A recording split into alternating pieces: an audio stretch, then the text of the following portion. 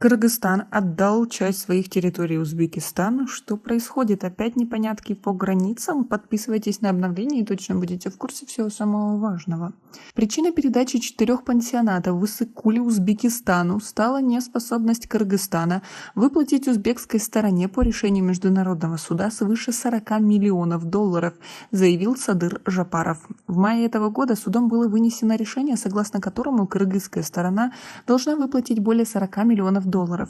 Мы провели переговоры с узбекской стороной и пришли к соглашению, что передадим объекты в аренду на 49 лет, а они их модернизируют до уровня 4-5-звездочных отелей. Выплатить им предъявленную сумму у нас возможности нет, сказал президент Кыргызстана. Жапаров назвал популистским принятое в 2016 году правительством Кыргызстана решение отобрать у Узбекистана пансионаты Рахат, Золотые Пески, Бустон и Диларом, расположенные в Иссык-Кульской области. Тогда надо было изучить архивные документы и поразмыслить над будущим этих объектов. Если бы были гарантии того, что мы таким действием не проиграем в международном суде, то оно было бы уместно, пояснил президент. По его словам, в 2016 году Узбекистан подал в Международный суд в Вашингтоне иск с требованием возместить ущерб в 65 миллионов долларов. В 2017 году занимавший тогда пост премьер-министра Сапар Исаков направил узбекской стороне письмо, в котором предложил решить вопрос мирно, проработать возвращение 4 пансионатов и отозвать иск. Но узбекская сторона не стала отказываться от исковых требований и в итоге выиграла суд. Издание «Экономист Каджи» обратило внимание на опубликованное 8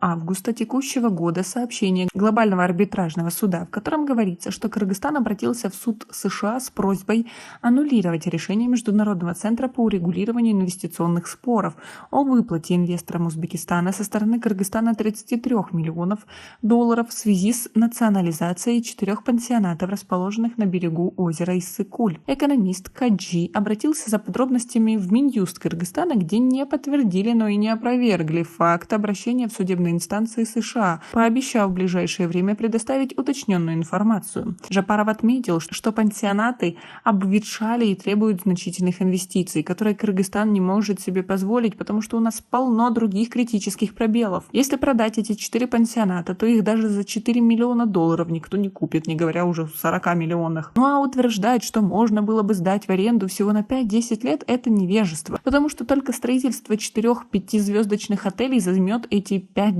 лет. Ни одно государство не согласится вложить много денег, не имея гарантии, что окупит свои инвестиции, подчеркнул президент Кыргызстана. Проекты по реконструкции пансионатов обеспечат их полноценное и эффективное функционирование по международным стандартам, ремонт очистных сооружений, а также повысят налоговые поступления в республиканские и местные бюджеты, создадут новые рабочие места, значительно увеличат туристический поток и доходы от предоставления туристических и других сопутствующих услуг, пояснили в Госагентстве. В результате, по прогнозам, объем налоговых поступлений превысит 130 миллионов сомов, 1,5 миллиардов долларов в год. На каждом объекте будут созданы примерно 200 рабочих мест. Местные предприниматели получат возможность открыть на территории пансионатов кафе, рестораны, кинотеатры и тому подобное. Узбекские пансионаты появились в Иссык-Куле после того, как в конце 1960-х годов Совет министров СССР объявил это озеро всесоюзной здравницей, и поскольку у Кыргызской ССР не было средств на строительство пансионатов, призвал заняться этим профсоюзы других республик. В результате соседние и более богатые Узбекская и Казахская ССР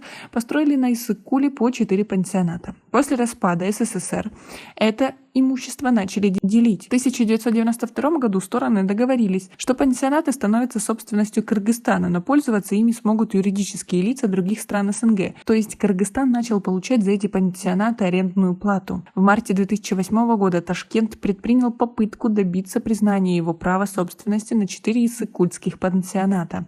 В декабре 2009 кыргызская сторона, договариваясь о поставках узбекского газа, в качестве дополнительных уступок Узбекистану согласилась создать специальную комиссию по этому вопросу, но итоговое решение по нему так и не было принято. Как вы относитесь к такой ситуации и к такому решению? У нас пока на этом все. Оцените наше видео подпиской и лайком. До скорой встречи!